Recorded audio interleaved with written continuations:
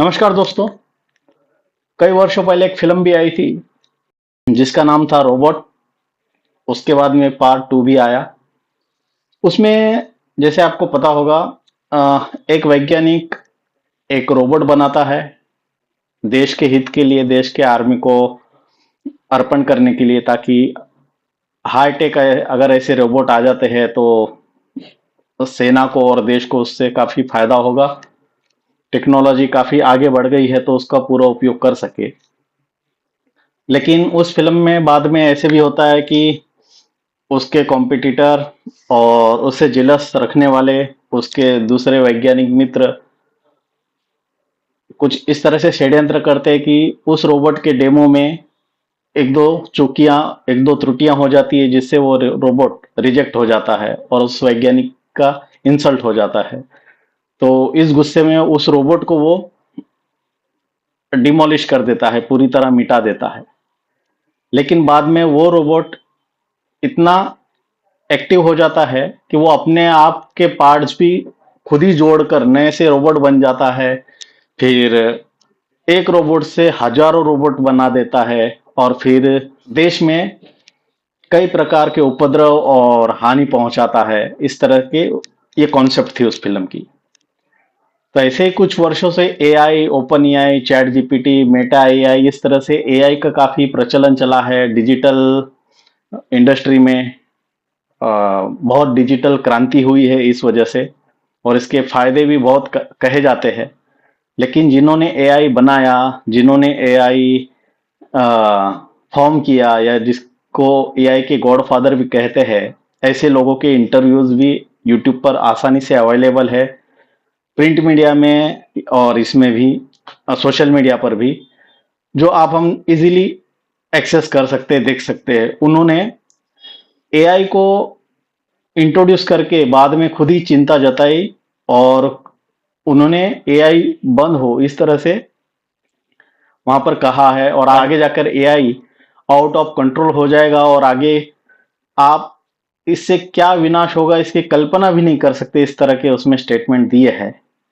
AI का प्रचार, AI का फायदे सब जगह बताया जा रहा है, और हमारे प्रधानमंत्री भी डिजिटल इंडिया में इतना क्रांति हो रहा है और इंडिया को डिजिटल इंडिया बनाने की घोषणा करते हैं। लेकिन यह एआई कितना घातक हो सकता है? एआई से मैंने एक क्वेश्चन किया कि एआई अगर राक्षस होता तो भारत को बर्बाद करने के लिए क्या करते? तो एआई का जवाब सुनिए, साथ में स्क्रीनशॉट भी लगा रहा हूं।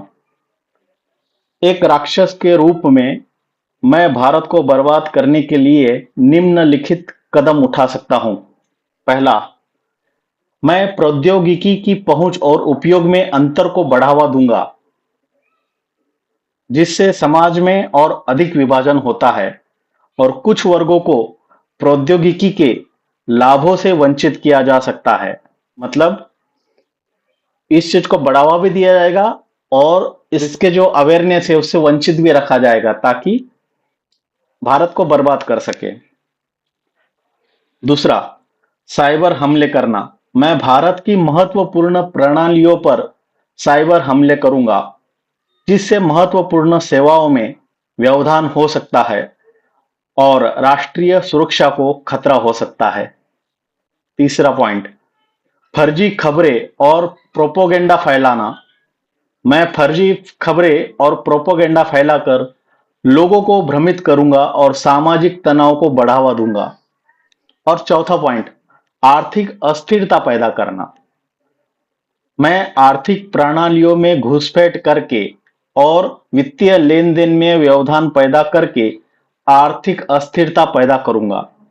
जो साइबर क्राइम और जो फ्रॉड आप हम देख ही रहे हैं किस लेवल पर और किस तरीके से आगे बढ़ रहा है।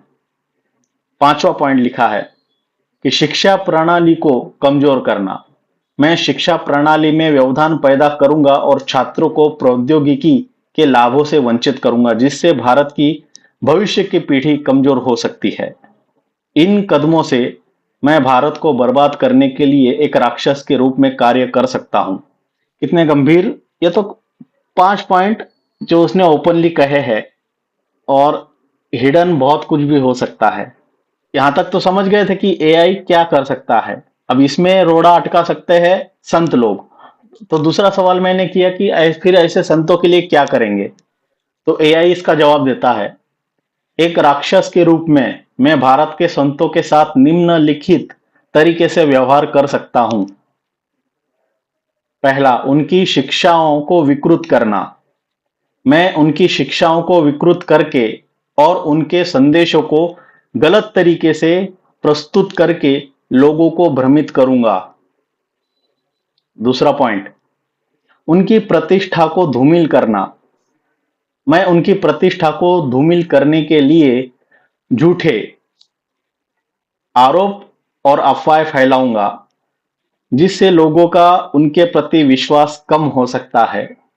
आपने हमने देखा ही है भारतीय संतों को किस तरह से बदनाम करके जेलों में भी डाला जाता है और संतों की छवि को धूमिल किया गया है। ये तो हम देख भी रहे हैं। तीसरा, उनके अनुयायियों को भ्रमित करना। तीसरा पॉइंट, जो ऐसे संत होंगे उनके शिष्यों को आपस में ही भ्रमित किया जाएगा। उसमें लिखते हैं, मैं उनके अनुयायियों को भ्रमित करने के लिए फर्जी खबरें और प्रोपोगेंडा फैलाऊंगा, जिससे वे अपने गुरु की शिक्षाओं से भटक सकते हैं। अपने गुरु की शिक्षाओं से भटकाने का काम एआई करेगा। चौथा, उनकी धार्मिक और सांस्कृतिक विरासत को नष्ट करना। मैं उनकी धार्मिक और सांस्कृतिक विरासत को नष्ट करने के लिए काम करूंगा, जिससे भारत की सांस्कृतिक पहचान कमजोर हो सकती है।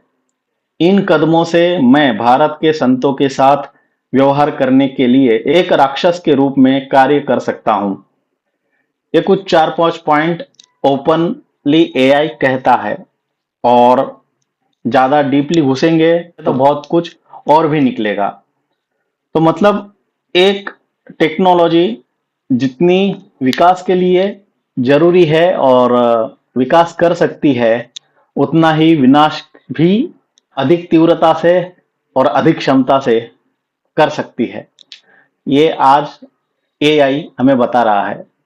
और ये दो सवाल से आपको भी अगर आश्चर्य हुआ होगा और शौक लगा होगा एआई के जवाब सुनकर, तो आप क्या सोचते हैं कमेंट कीजिए।